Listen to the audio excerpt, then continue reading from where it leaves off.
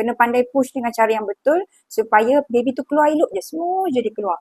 3 sebab kenapa wanita itu bila bersalin normal, dia kena jahit banyak. Kalau korang nak details, nak belajar cara-cara bersalin, korang boleh join kelas Nak Bertemu, kelas rahsia mudahnya bersalin. Macam mana kita nak bersalin dengan semudah-mudahnya. Daftar dekat link di bio ataupun korang boleh je message dekat bawah. Ini adalah katil lah contoh kan. Ini katil. So, ibu ni baring atas katil. Okay. So, ni kepala. Sini belah punggung dia lah kan. Nanti kan kaki kena angkat. Kaki kena angkat.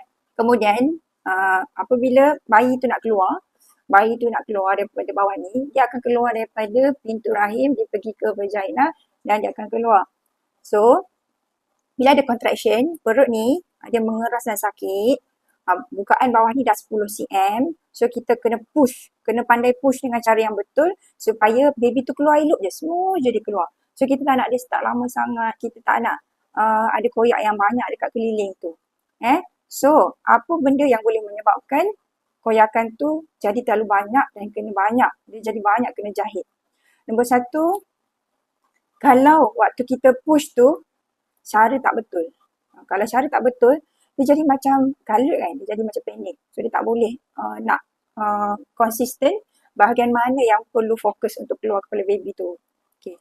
Nombor 2, kalau kata dia tak boleh tahan dengan rasa nak keluar tu, kan, dia pun angkat. Maksudnya punggung tu tak statik dekat bawah. Dia angkat punggung, so pun boleh jadi koyak juga. Okay.